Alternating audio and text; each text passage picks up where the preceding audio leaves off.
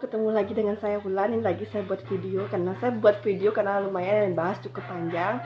Jadi sini saya akan membahas tentang pemujaan terhadap leluhur, pemujaan terhadap guru. Karena kemarin ada saya lihat video yang mengatakan bahwa tentang leluhur ya. Saya nggak mau terlalu untuk itu, saya ada urusan sama videonya itu. Tetapi apa yang dibahas itu menarik sekali. Saya nggak mau mencela atau apa, itu urusannya beliau. Saya nggak ada urusan, dan teman-teman yang mencela silahkan, saya nggak mau ikut dalam ranah itu. Tetapi memang yang dibahas itu sesuatu yang sangat menarik sekali buat saya gitu. Karena apa? Karena saya pernah ada di fase-fase seperti itu, fase-fase meragukan tentang leluhur, fase-fase di mana saya mengkultuskan seorang guru dan semuanya. Oke, kita back ke leluhur dulu. Jadi dulu tuh saya pernah dikasih sebuah mantra untuk spiritualnya saya, spiritnya saya. Mantranya universal, jadi bukan, dan itu gampang dicari di internet juga ada. Tapi embel-embel dari mantra ini yang kalian nggak bisa nemukan di internet, itu butuh diinisiasi dan semua. Nanti kalau teman-teman yang berminat, saya akan hubungkan dengan beliau yang memberikan saya itu. Jadi sana ada mantra pembebasan alam leluhur, dan lucu memang dalam budaya saya, Cina-Cinanya itu emang ada sembahyang untuk leluhur. Dulu saya pernah nanya untuk apa sembahyang untuk leluhur. Katanya sih kita mintalah sama beliau, karena beliau sudah di alam sana dianggap dekat dengan Tuhan, jadi bisa lebih dekat menyampaikan apa yang benar-benar kita inginkan di sini. Misalnya saya diganggu ini, mohon leluhur lindungi, mohon leluhur ini, karena leluhur ini lebih dekat dengan Tuhan ini. Tapi siapa yang menjamin kalau leluhurnya ada di alam yang bagus, dekat sama beliau? Tapi bagaimana dengan leluhur yang di masa hidupnya melakukan hal-hal buruk?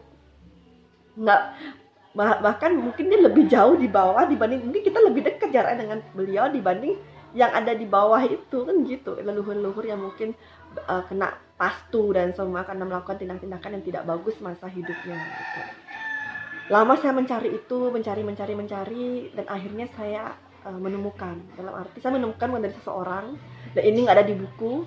Saya menemukan dari hasil perenungannya saya sendiri. Maka saya mengatakan konsepnya saya, jadi bukan konsepnya orang lain. Dan setiap orang memiliki pandangan mereka sendiri-sendiri. Jadi sebenarnya konsep leluhur ini, kita itu sebenarnya, kalau saya sih mengaitkan dengan DNA ya. Seperti sekarang, cara saya bicara itu persis kayak cara bapak saya bicara, cepat.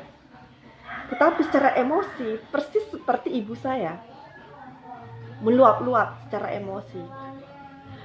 Dan saya ketika saya waktu itu dikasih tugas selama 1 minggu, satu hari dulu saya dikasih tugas. Tapi ini bukan tugas dari orang, dikasih tugas, kamu perhatikan bapak kamu dan ibu kamu wataknya seperti apa. Setelah saya selesai, oke, saya sudah ingat. Kemudian selama seminggu saya dikasih tugas memperhatikan diri saya. Adakah watak atau energi terkuat dari kedua orang tua saya yang mempengaruhi saya? Ada banget, teman-teman, ada banget. Sangat mempengaruhi cara saya bicara, cara saya mengambil keputusan, bagaimana saya menginginkan sebuah barang, itu persis seperti orang tua saya. Padahal orang tua saya dulu sebenarnya sibuk, di umur berapa gitu kan mereka sibuk, gak terlalu ini. Tapi energinya mereka, vibrasinya mereka itu ada di dalam diri saya. Dari bagaimana hubungan vibrasi itu, DNA-nya mereka ada dalam diri saya, rekaman DNA mereka ada dalam diri saya, di kulit saya, darah saya, tulang saya. Itu semua saya dapatkan dari mereka, dari sperma dari bapak saya, ovum dari ibu saya menyatu. Spermanya ini kan mengandung muatan-muatan energi, mengandung semua biodata DNA-nya beliau selama hidup dari leluhur sebelumnya. Saya bilang orang Arab Madura bilang seperti itu. Ibu saya Cina Bali, Debuk gitu kan. Itu semua memori tentang Arab, memori tentang Madura, memori tentang Cina, Bali, sejawanya lagi nyatu kayak gini. Itu menjadi satu, bentuk sebuah janin, dan jadilah diri saya. Jadi semuanya ada di dalam diri, semua ada, memori-memori itu ada. Dan kayak bukan sebuah kebetulan tiba-tiba saya tarik dengan ini, dengan itu. Karena memori itu tertanam di dalam DNA tubuh saya. Pengaruh dari kedua orang tua saya, dan kedua orang tua saya pengaruh dari kedua orang tuanya mereka. Dia ada sebuah getaran leluhur. Oke, itu konsep dasar. Saya udah mengerti bidang itu. Yang kedua, jika tubuh kita ada namanya DNA yang menghubungkan vibrasi antara diri kita dan kedua orang tua kita dan dengan leluhur kita, artinya apa? Ketika kita mengalami penderitaan, mereka juga ada di dalam diri mereka, ada sebuah getaran dalam tubuh mereka, penderitaan juga. Di leluhur saya juga ada leluhur di bawah. Kan nggak selalu di sana leluhurnya ada, mungkin ada masih di alam bawah karena masih pembersihan ya, bahasa pembersihan. Tetapi jika kedua orang tua saya menderita, leluhur saya di alam bawah ada atau di atas juga ada kesedihan apa, juga bergetar mempengaruhi diri saya.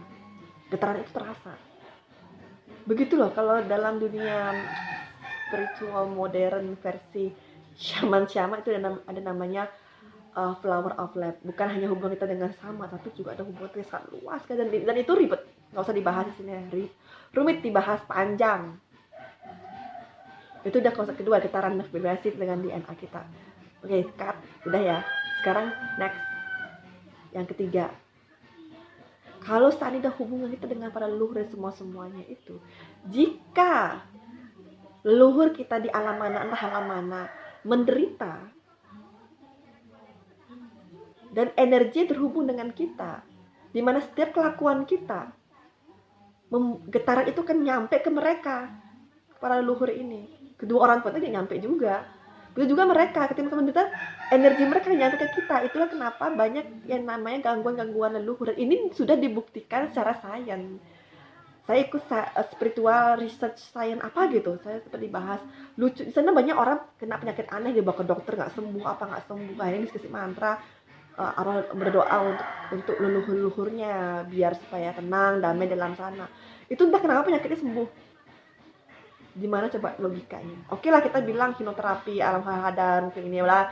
Iya, tetapi alam sadar kita yang paling bawah itu hubungannya ke alam sadar yang mana gitu loh.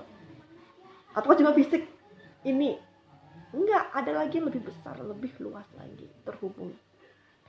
Banyak kasus-kasus dalam kita berjalan spiritual itu disuruh berdoa untuk leluhur, tujuannya sebenarnya supaya energi leluhur ini nggak jadi penghambat. Dan bagaimana latihannya kita, prakteknya kita itu membawa efek bagus untuk leluhur kita. Kita mendoakan leluhur kita, bukan sebaliknya, bukan minta-minta. Itu yang sekarang itu konsepnya salah. Kita kasih makan. Kalau di Cina tuh ada yang namanya apa sih, kasih nasi disumpit yang itu, ada capcaynya, ada apalah, saya nggak ngerti lah itu, ibu saya baru ngerti. Ada seperti itu. Itu kan sebenarnya cuma apa sih, entah beliau makan tangga, saya nggak tahu, mungkin rohnya belum kesana, mungkin ya saya bilang, karena memang ada arwah-arwah yang belum siap meninggalkan dunia, dia masih bergentayangan di sekitar sini, dan dia makan memang karena dia masih belum bisa melepaskan keduniawiannya, dia mau makan yang apa kita persembahkan itu. Selama itu dipersembahkan, kayak misalnya saji, dia makan, maka mungkin nggak kayak kita nyang gitu, mungkin dia energi dari makanan itu yang dihirup sama orang, karena ini sudah bentuk energi. Tetapi bayangin ya, seandainya dalam diri kita, ya kalau leluhur kita semuanya orang-orang bagus, nggak ada yang jelek misalnya gitulah gitu. Oke lah, kita juga nggak bagus jarang, tapi bagaimana kalau dalam diri kita gitu? Nggak usah dari leluhur, orang tua kita gimana hidupnya. Kalau kita tahu orang tua kita nggak bagus dalam hidupnya, kita yang benar di sini. Kenapa kan dalam Hindu itu anak itu Ganesha, pembuka pintu surga. Tapi juga bisa jadi pintu neraka juga, tergantung anaknya ya, tergantung didikan orang tuanya. Karena si anak yang mewarisi seluruh DNA dari leluhurnya, ketika dia melakukan hal-hal baik di dunia ini, dia sedang merubah struktur DNA dalam tubuhnya. Dirubah itu. Getaran perubahan ini akan nyampe ke kedua orang tuanya dan ke leluhurnya. Bagaimana seandainya kamu adalah seorang anak yang lahir dari kedua orang tua yang buat kamu adalah tidak manusiawi, misalnya seperti itu, melakukan hal-hal yang banyak kan, hal nyeleneh. Banyak anak akhirnya dia memutuskan hubungan dengan orang tuanya jauh, bukan karena dia putus, enggak, tetapi ketika dia benar-benar putus tapi dia tetap melakukan hal-hal yang sama seperti kedua orang tuanya dulu, yaitu belum ada perbaikan. Tapi ketika dia memutuskan itu, kemudian dia mendoakan kedua orang tuanya supaya mereka berpikiran bersih, hatinya bersih, semoga dalam lindungan dharma, kebaikan. Itu getarnya nyampe ke mereka. Karena apa? Karena kita program diri kita di sini, di DNA itu terkait apa yang kita ucapkan, apa yang kita latihkan, itu akan tersimpan di memori kulit kita, darah kita semua, dan itu terhubung dengan alam-alam lainnya, termasuk alam leluhur. Jadi seperti itu konsep sebenarnya tentang leluhur ya. Jadi bukan yang seperti memuja, memohon, kemudian nanti kita mati, nanti kita ke alam leluhur. Iya, kalau kita karmanya nggak cukup, ya sampai situ. Tapi emang jelek alam situ. Emang di alam situ nggak ada guru. Oke, di alam leluhur, tapi di alam leluhur pun nanti kan pasti ada. Kalau di Bali itu ada namanya round 2, round 3 gitu ya, setelah disucikan nanti naik ke alam ini sampai padmanya itu titik mokshanya itu. Sebenarnya kan itu kan dari segi skala ya, tapi dari segi sehari-hari kita juga mengalami seperti itu kok. Dengan masyarakat, bilangnya itu sosialnya kita, kemudian kita dengan orang terdekat kita, dari yang guru, terus kemudian baru ke moksha titik itu. Di alam di di kemulan itu ada, kita bilang Brahma Wisiwanya itu, walaupun konsepnya saya nggak mau bahas kemulan karena konsepnya dalam lagi, itu yang silahkan yang mengerti tentang itu silahkan dibahas, itu bukan ranah saya sekali lagi. Tetapi memang di alam katanya, saya nggak tahu, saya nggak pernah ke sana. Di alam sana itu ada namanya alam Brahma, alam Wisnu, Waikunta, dan alam Shiva gitu. Siapa yang kita puja memang nantinya kita akan pergi ke sana. Tapi kalau kita hanya mentok di leluhur, kita akan memang fokus di leluhur. Tetapi walaupun di alam leluhur pun nanti kamu jiwa pasti kan namanya batu pun bisa jadi Buddha loh. Orang Buddha yang bilang, apalagi kamu di alam leluhur, mungkin agak lama atau bagaimana. Itu kan sekali lagi setiap jiwa kan kebutuhannya berbeda-beda. Nggak usah menganggap diri kita yang paling ini, diri kita yang paling itu, nggak perlu. Yang penting kita jalan tuh enak, itu aja yang penting. Kecuali dia menderita berjalan, nah itu baru yang perlu kita kritisi. Tapi kalau dia fine saja, ngapain ikut campur coba. Jadi seperti itu kalau versinya saya. Jadi buat buat teman-teman yang mungkin tergoda dengan sebuah video mengatakan bahwa nanti kalau kamu jalan luhur, nanti kamu ada di dalam luhur. Emang kenapa kalau ada di situ? Oh, saya mau langsung ke Tuhan. Gampang kalau mau langsung ke Tuhan. Kalau tidak melupakan leluhur kita, doakan leluhur kita. Kita perlu tahu loh siapa leluhur kita. Perlu tahu. Saya sendiri baru menyadari itu baru-baru ini. Saya nanya sama ibu saya, siapa dulu kakek ini, nenek, siapa ini gitu. Hanya ingin tahu bagaimana mereka dulu menjalani hidupnya itu. Tetapi kalau saya ngelihat di saat seperti ini saya menderita, misalnya kehidupan saya banyak hambatan, artinya memang mungkin ada energi di leluhur saya di masa lalu itu memang menjadi sebuah karakter memori dalam diri saya yang tidak baik gitu loh.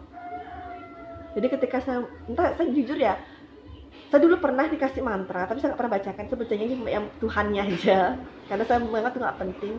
Itu saya berat sekali loh untuk memahami apa, lama sekali. Tetapi ketika saya akhirnya udahlah, hati saya bilang, Ulan, apa aja yang dikasih jangan dirubah, jangan dikombinasikan lagi. Misalnya dikasih misalnya A, B, jangan cuma A nya, B, C, D yang membuang gitu, karena memang kan udah diinisiasi. Akhirnya titik itu, udahlah saya pelajari semuanya, saya lakukan semuanya karena saya sudah diinisiasi dan mengambil janji untuk itu. Akhirnya udah, ketika saya ngelakuin semuanya leluhur, entah kenapa saya langsung nangis. Dan saya baru ngerasa enggak, ini bukan terikat dengan leluhur, bukan enggak, saya sedang mendoakan saya nggak, leluhur saya entah di mana saya nggak tahu, di alam mana saya juga nggak tahu, tetapi energi mereka, DNA mereka ada di dalam memori tubuh saya, ada semua di sini, memori mereka, getarannya mereka, kalau mereka sedang menderita di alam sana, bergetar di dalam aura saya, tubuh saya. Itulah pentingnya kenapa kalau dalam dunia spiritual itu berdoa, sembahyang ke leluhur itu penting, mendoakan mereka supaya bahagia. Kalau di Buddha saya nggak tahu apakah ada, tapi waktu saya masuk ke sana saya tidak menemukan itu, tetapi mereka melakukan pembebasan arwah seluruh makhluknya. Tetapi sama aja, karena menganggap bahwa seluruh makhluk itu bisa jadi sekarang yang jadi anjing itu adalah ibu kita, bisa jadi yang jadi semut sekarang mungkin dulunya adalah adik kita. atau sahabat teman kita jadi binatang. Jadi daripada hanya fokus dengan satu leluhur, lebih baik semua aja doakan. Mungkin gitu ya versi Budanya ya, saya juga nggak tahu. Jadi silahkan menjalani sesuai keyakinan tertentu, jangan sampai bilang, oh nanti kalau kamu ke leluhur, nanti kamu masuk ke alam leluhur. Nggak usah seperti itu. Kita ulas asih dengan segala hal, dengan semua, tidak menolak, walaupun entah agenda politik, entah apa, dan bilang katanya itu agenda politik lah, karena untuk mengaburkan apa sih namanya ininya apa silahnya itu. Udahlah, saya bilang sama yang bersangkutan, saya nggak punya hubungan. Tetapi jujur konteks yang dia bahas itu adalah sesuatu hal yang sangat menarik untuk saya bahas juga, karena itulah pencarian saya, itulah yang akhirnya menemukan, yang membuat saya tuh yakin dengan keyakinan saya saat ini. Mau diapakan, saya saat ini tetap fokus dengan keyakinan saya, karena saya menemukan emang beda banget loh ketika saya berdoa untuk leluhur saya, untuk kedua orang tua saya setelah saya sembuh. Walaupun ibu saya bilang, nggak perlu doakan mama sudah begini. Saya sih cuek aja, saya bilang bukan untuk mama kok. Setidaknya ada energinya dari ibu saya, mungkin yang dulunya kan nggak tahu dulunya beliau seperti apa. Yang sekarang mungkin sudah bagus karena sudah kemana, tapi kan yang dulunya itu kan masih terekam di memori saya. Saya membebaskan energi itu dari tubuh saya. Saya mendoakan kedua orang tua saya. Nah kalau seandainya orang tua saya di sana udah bagus misalnya, saya melakukan hal-hal terbaik, getarannya ke saya. Tergantung sekarang saya meresponnya seperti apa. Kalau saya misalnya getarannya bagus dari orang tua, tapi kemudian sayanya yang wadahnya nggak cukup, ya akhirnya ya kayak dikasih uang tapi langsung habis, seperti itu. Tetapi ketika getarannya orang tua saya bagus, leluhur saya bagus, wadahnya saya kuat untuk menampung itu, akhirnya jadi hidup saya penuh berkah.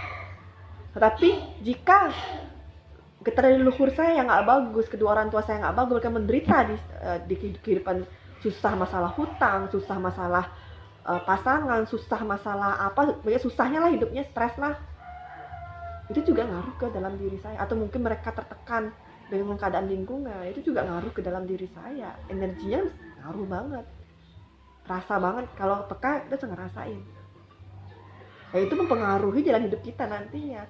Supaya energi ini tidak berpengaruh buruk, ini netralisir dengan cara apa? Cinta kasih, mendoakan mereka. Itu yang bagi saya disebut dengan pemujaan dengan leluhur. Memberikan satu doa, ya Tuhan semoga leluhur saya ampuni dosa-dosa leluhur saya, kedua orang tua saya. Memohon pengampunan dulu, pembersihan dosa-dosa. Kemudian doakan supaya mereka berada di jalan dharma. Udah segitu aja. Kalau di jalan dharma selamat kok. Kalau udah baik, hidupnya pasti selamat, gitu aja. Kalau saya sih, pemahaman saya sih seperti itu. Jadi ya itu baru versi sederhananya. Tapi nanti kalau mau bahas lebih detail lagi bisa cari waktu lah gitu. Karena kalau cuma kayak gini lumayan videonya 20 menitan hanya untuk itu. Iya, semut. Oke, segitu aja, saya mau ganti anak saya dulu karena sudah selesai mandi. Tidak. Nanti kita akan bicara lagi, mungkin segitu dulu pemahaman saya, sharing saya tentang pemahaman tentang leluhur. Jadi walaupun leluhur, jangan takut ke alam leluhur, adalah arti doakan saja, doakan.